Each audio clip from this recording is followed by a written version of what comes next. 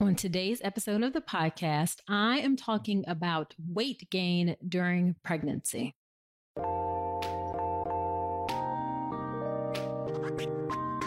Welcome to the All About Pregnancy and Birth podcast. I'm your host, Dr. Nicole Calloway Rankins, a board-certified OBGYN physician, certified integrative health coach, and creator of the Birth Preparation Course, an online childbirth education class that will leave you feeling knowledgeable, prepared, confident, and empowered going into your birth.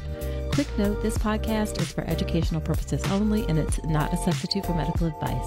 See the full disclaimer at ncrcoaching.com/disclaimer. Hello. Welcome to another episode of the podcast. This is episode number 41. And as always, I am so glad you're here with me today.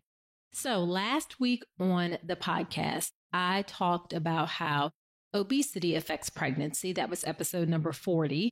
And I'll link to that in the show notes. And in continuing with the theme of how weight affects pregnancy, this week I am talking about weight gain during pregnancy. So in today's episode, I'm going to cover what the recommended weight gain targets are, and it's based on your pre-pregnancy weight, and also how weight gain during a pregnancy affects pregnancy outcomes. Now, before we get into the episode, let me give a quick listener shout out, and this is to Cat5367. And she left me this review in Apple Podcasts. The title of it says, "Love this podcast." And then the review says, "Love this podcast. Very informative. And I like that she has other people on the podcast to share their real birth stories." Well, thank you so much for that review, Cat5367. Just like you, I also love having women come on the podcast and share their birth stories. It kind of gives me a window into the birth experience that I don't typically get as an OBGYN. So love birth stories. And if anyone out there wants to share their birth story on the podcast, you can always go to ncrcoaching.com/birth story and submit your story. I'll include that link in the show notes too. What I also love is helping women make a birth plan. And I do that through my free live online class, How to Make a Birth Plan That Works. I do this class like 3 or 4 times a month. It's actually going to be a little bit less towards the end of the year here. But you can go to ncrcoaching.com/register to sign up and grab your spot. Women love this class, and every single class I have more and more people join. It's getting bigger and bigger. So you definitely want to come check it out. It's ncrcoaching.com/register. Sign up for the next class. If the time doesn't work for you, I always send out the replay video afterwards, and you can catch it after that. So check out the free live online class, How to Make a Birth Plan That Works. Okay, so let's get into today's episode. Now, why do we even care about weight gain during pregnancy? Well, last week I talked about how obesity can affect pregnancy, and it can increase the risk of gestational diabetes and preeclampsia and cesarean birth. Well, it turns out that gaining too much weight during pregnancy can also have a similar effect.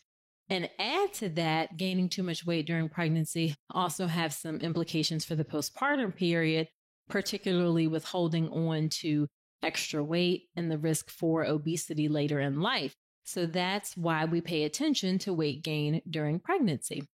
Now, that's the side of gaining too much weight during pregnancy. On the flip side, for women in particular who start pregnancy and they are underweight, and if they don't have enough weight gain during pregnancy, then they're at an increased risk for delivering a baby that's too small. So that's kind of a broad overview of why we care about weight gain in pregnancy, because gaining too much has implications, not gaining enough has implications. So where exactly does all that weight go when you gain weight during pregnancy? What I'm going to do is just kind of go through like roughly the estimates of where that weight goes. And this is for when you're full term, so towards the end of pregnancy. And it kind of gets divided between some for the baby and then most of it for you. So here's how it works. So the baby, and this again is at full term, roughly on average will be anywhere from 7 to 8 pounds. You will gain between 6 to 8 pounds of increased fat. Your actual blood volume, the amount of blood circulating through your body, is going to increase by 3 to 4 pounds. And that's because of the increased demands of blood flow to the uterus that are required to grow a pregnancy. You also have some increased fluid outside of your blood vessels in what's called the extravascular space, and that's 2 to 3 pounds. So that's fluid circulating through your fat and through, like around your muscles and other body parts, like why your legs may get swollen, that kind of thing. So that's 2 to 3 pounds. Amniotic fluid weighs about 2 pounds. Your breast will gain between 1 and 3 pounds of weight.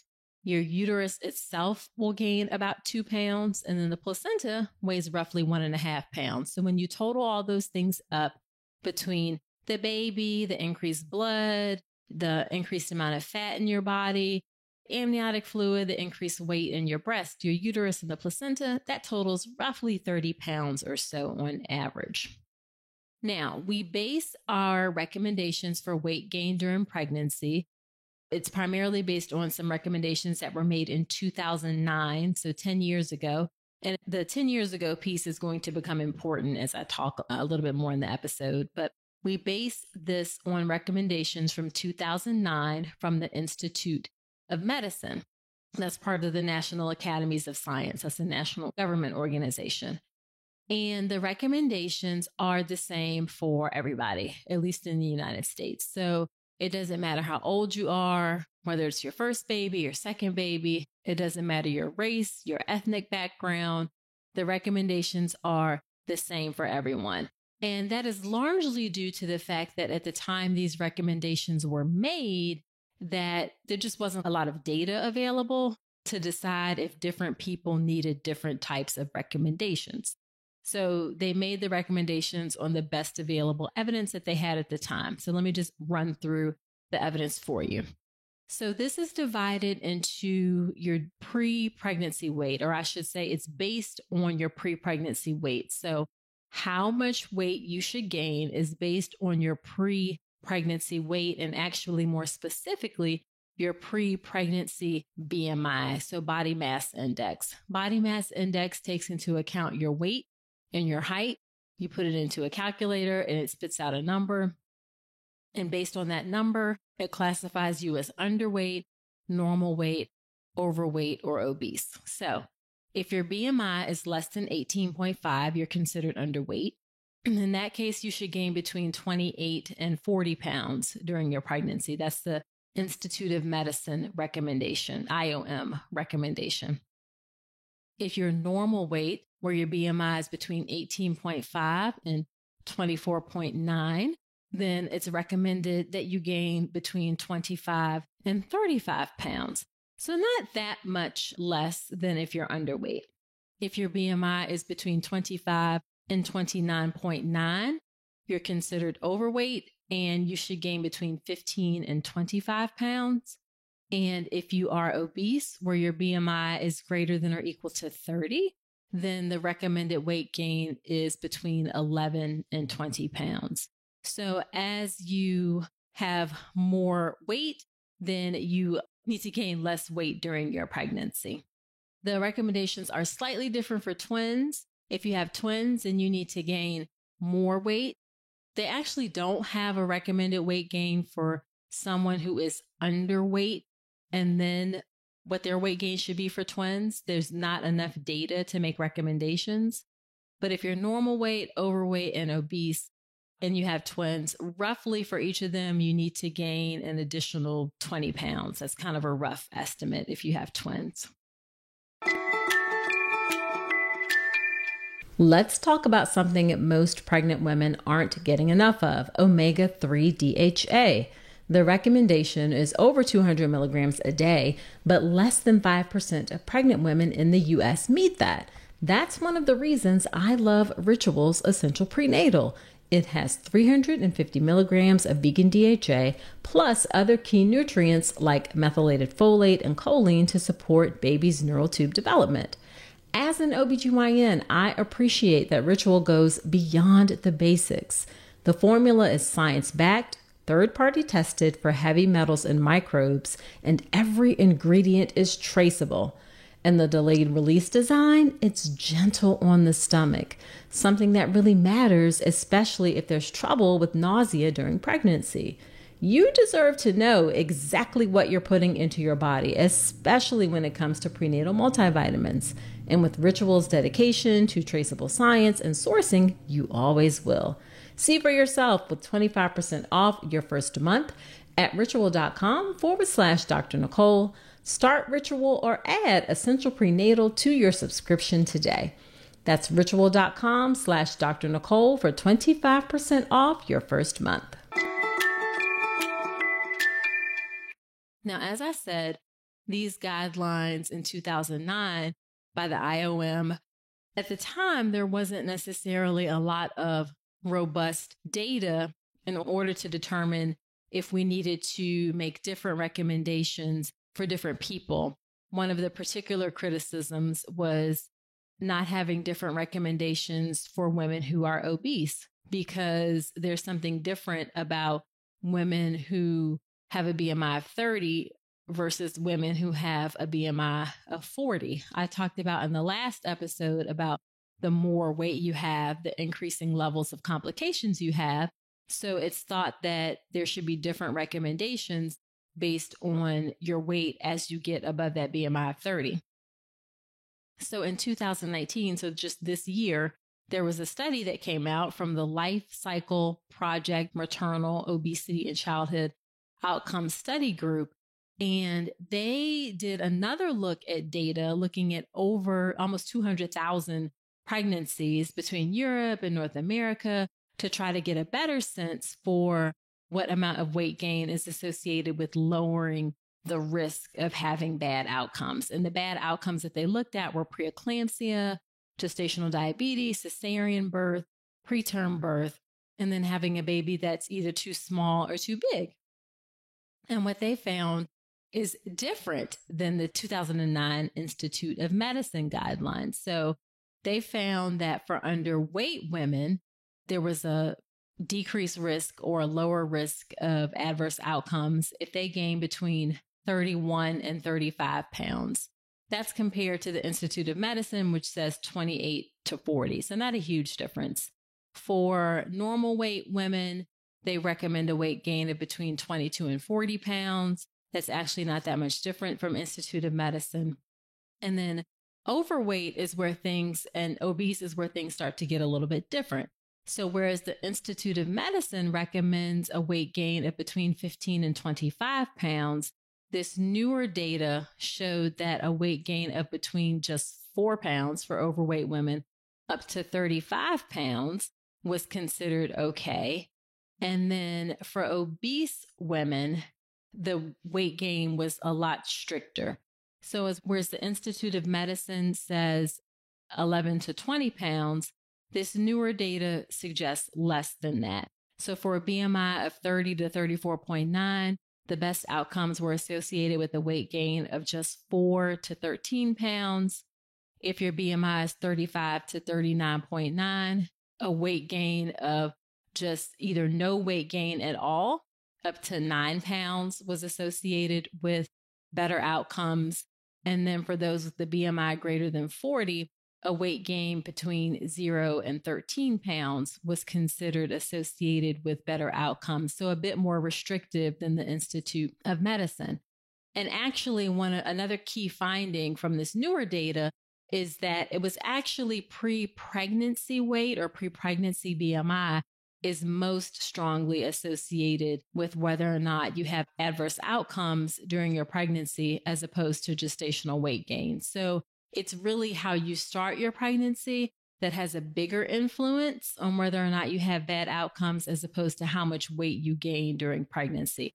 This is just another reason why we need to do a lot better in our society of helping women be the healthiest that they can when they start pregnancy, because that really makes a difference. All right, so what exactly happens? What's the relationship between weight gain and pregnancy outcomes? So let's break it down first into weight gain above the Institute of Medicine targets. And I'm using the Institute of Medicine because even though we have some newer data, we still kind of use that 2009 data in our recommendations. We haven't quite caught up in changing our recommendations yet. So that's sort of an ongoing thing. So gaining weight above the Institute of Medicine targets has been associated with a few things. So it's associated with an increased risk of having a big baby, also associated with a higher risk of cesarean birth. It's associated with a higher risk of pregnancy-related high blood pressure and also gestational diabetes. Interestingly, gaining more weight than recommended is associated with a lower risk of preterm birth and, as you might suspect, a lower risk of having a small baby, because remember, it's the opposite. You have a higher risk of having a high baby. Also, is not associated with an increased risk of stillbirth. Now, in the postpartum period, also weight gain during pregnancy or excessive weight gain during pregnancy has some implications postpartum. And that's because it makes sense. If you gain excessive weight during pregnancy, then you have a higher chance of holding on to that weight after you deliver. As a matter of fact, some data has shown that for women who gain more weight during pregnancy than the recommended guidelines, about 60% of those women will have an additional 10 pounds postpartum that they hang on to. And then another 40% will hold on to an additional 20 pounds. And you can see how over time, especially if you have multiple pregnancies, so you have a pregnancy, have some extra weight, have some trouble getting rid of that extra weight, and then you go into another pregnancy. And then because you gained excessive weight the first time, it puts you at an increased risk of gaining weight excessively the next time. And then it sort of can spiral into a problem with obesity as you get older. I don't think I'm describing anything that anyone isn't familiar with. I think we've all heard those stories of how that weight gain during pregnancy is hard to get off and how it kind of compounds as you get older and have more babies. As a matter of fact, I'm thinking that I want to have somebody come on and talk about specifically weight loss in the postpartum period. If anybody has any ideas or suggestions for somebody who specializes or focuses on weight loss in the postpartum period, definitely shoot me a DM on Instagram. I'm at Dr. Nicole Rankins there. Okay, so let's talk about the flip side. If you gain weight below the target, so you don't gain enough weight. This is really only a concern for women who start off pregnancy underweight. So if you start off pregnancy underweight and you don't gain enough weight during pregnancy, then you have a higher risk of preterm birth and you have a higher risk of your baby being small. On the flip side, you're going to have a lower risk of your baby being large. That makes sense. And there's no difference in cesarean birth. Now, gaining weight below the recommended guidelines does not have any bad effects for women who are overweight or obese. It doesn't have any negative effects on the baby's growth or anything like that based on this newer evidence that we've seen. So we've seen that women who gain as little as 4 pounds, or like I said, even no weight, which is below the Institute of Medicine guidelines, they still have good outcomes. And I'm saying that to say is that you may hear, if you are overweight or if you are obese, your doctor may actually be telling you, you know what, you probably don't need to gain any weight during pregnancy. You just want to focus on kind of maintaining a steady weight during your pregnancy as opposed to gaining any weight. And then as far as not gaining enough weight during pregnancy, obviously that means that after you have the baby, you're less likely to hold on to extra weight. But that's not a reason not to gain weight during pregnancy. You still want to gain the appropriate amount so your baby grows healthy and well. So how do we deal with care during pregnancy as it relates to weight gain during pregnancy? Let's back up for a minute and talk about, again, the preconception. So before you even have a baby, I have to put another plug in that really that's the best opportunity to optimize your weight, whether you're underweight. And actually about 5% of women in the US are underweight. before they get pregnancy. So if you fall into that category, then ideally you want to get closer to a normal BMI before you get pregnant, so you don't have that risk of having a baby that's too small. We know that the flip side is more prevalent in the US. About even up to 50% of women are overweight or obese. And in that case, you want to focus on just getting as healthy as you can. I talked about it in the last episode, how even just dropping 15 pounds or so can make a huge difference for the outcomes for your pregnancy. So really just optimizing your health as best you can before you get pregnant is key and ideal to having the best pregnancy outcomes. Okay, so during pregnancy in the US, we monitor weight at every prenatal visit so that we can see or track if you're gaining too much weight, not enough weight, or you're sort of right on target. And then we can make interventions as needed.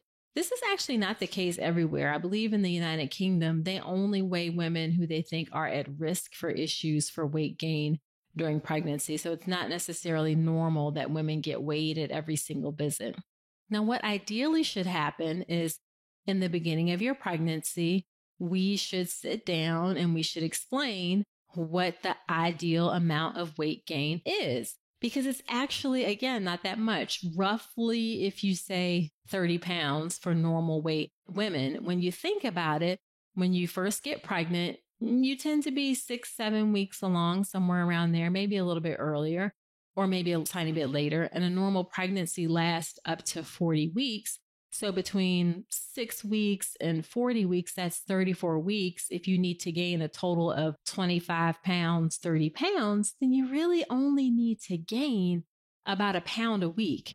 And if you're overweight or obese, then it really should be less than that. And it should be closer to half a pound a week. So I'm saying that to say that we have to get rid of that myth of eating for two. That is completely a myth. It only takes an extra 300 calories a day to gain 1 pound a week. So it's just a little bit of extra. And 300 calories is like an apple and some peanut butter or some cheese and crackers. It's not a whole lot extra that you need to eat in order to maintain a good weight during your pregnancy. And I'm going to talk about nutrition more in another episode of the podcast, Nutrition and Pregnancy. Let's be real. Pregnancy has you thinking about everything from what you eat to where you sleep. And if better sleep and a better planet are both on your list, let me put you on to Avocado Green Mattress. This Earth Month, I'm thinking about how small choices can have a huge impact. That's why I love Avocado. Their certified organic mattresses are made with non-toxic materials, built to last, and crafted in their own zero waste facility. Because quality is sustainability. The longer a mattress lasts, the less ends up in a landfill. And listen, they're not just about eco-friendly talk. They back it up. As a climate neutral certified brand and 1% for the Planet member, every Avocado mattress supports a healthier you and a healthier Earth. So if you're ready for luxurious sleep that aligns with your values, head to avocadomattress.com today and save up to 10% on certified organic mattresses. Dream of better for you and the planet. Now, as much as I say that it's not that much to gain weight during pregnancy, it's actually hard to do that in practice. When we look at data and we look at where women hit their targets, roughly 32% of women meet the guidelines, the Institute of Medicine guidelines for weight gain in pregnancy. About 47% of women gain more weight than is recommended in pregnancy, and then 21% of women don't gain enough during pregnancy. And it's actually overweight and obese women who are more likely to gain more than what's recommended, and underweight women are more likely to not gain enough weight. We think some of that is probably due to, as OBGYNs, not counseling women as well, not really explaining the importance of weight gain during pregnancy and how to maintain and pace yourself for your weight gain during pregnancy, there's definitely some studies that show that women report that they don't receive much education or any education at all regarding weight gain in pregnancy. So what do we do when women aren't meeting those guidelines for weight gain in pregnancy? So I'm going to break it down into women who are overweight and then women who are underweight. And I'll start with women who are underweight. So if someone is underweight and they are not gaining enough weight, their weight gain is not adequate, then we really need to sit down and think about why. Is it because they have terrible nausea and vomiting, so they have trouble eating and keeping the pounds on? Is it because they have an eating disorder? Is it because they have food insecurity and they just have difficulties or trouble getting food? So we need to figure out and make sure that she has access to all of the things that she needs. Sometimes it involves getting a dietitian involved to help them understand the types of foods that'll help them to gain appropriate weight. Now, for underweight women who gain more than the recommended Institute of Medicine guidelines, then really there's not anything that has to be done. These women are just, I shouldn't say lucky because, that's not necessarily the case. But if your pre-pregnancy BMI, you're underweight and you gain more than the recommended guidelines, then it typically doesn't end up causing any problems. You'll just have a normal grown baby. You don't have the same sort of risk or outcomes as a normal weight or overweight or obese person who gains more than recommended during pregnancy. Okay, so let's talk about if you fall into the overweight or obese category and how weight gain or how we manage weight gain during pregnancy. I actually fell into the overweight category myself for my first, but not my second. So if you're overweight or obese and you gain above the Institute of Medicine recommendations. Okay. So we see that if you're tracking along and it looks like your weight gain may be excessive, then we just kind of sit down and we say, hey, let's talk about what you're eating. Let's talk about the choices that you're making and try to see if we can prevent the weight gain from getting any worse, so to speak. We certainly do not do anything like diets or try to lose weight, anything like that. It's more of if you're gaining too much weight in pregnancy, let's kind of stop, look at everything, maybe see a dietitian and kind of see what we can do to keep it from getting any worse. That may mean adding an exercise program as well. Nothing major, but again, just to kind of get your body moving. We've tried, there certainly have been lots of studies to try to find the best method to help women limit weight gain during pregnancy or keep it kind of at a steady state. But honestly, there hasn't been a lot of success, a lot of good results or good methods that we know are tried and true that help women keep their weight gain steady during pregnancy. I wish I had a better method to report, but unfortunately, we just don't have great methods or recommendations. Now, what about if an overweight or obese woman gains below the Institute of Medicine recommendations? Now, like I was saying earlier, there's some newer data that shows that if overweight and obese women don't gain as much, so if they gain less than the Institute of Medicine recommendations, even as much as gaining no weight during pregnancy, then it doesn't necessarily have bad outcomes. So if it looks like the baby is growing well on ultrasound, things look good. If you're not gaining those Institute of Medicine recommendations, then we don't make any changes. We don't say that, hey, you have to eat more, you have to do some things so you can gain some more weight, because we've seen that outcomes can still be very good, even if you fall into the overweight or obese category. There are some doctors who recommend for women who are very obese to even consider losing some weight during pregnancy. The data is kind of mixed on whether or not that's a good strategy.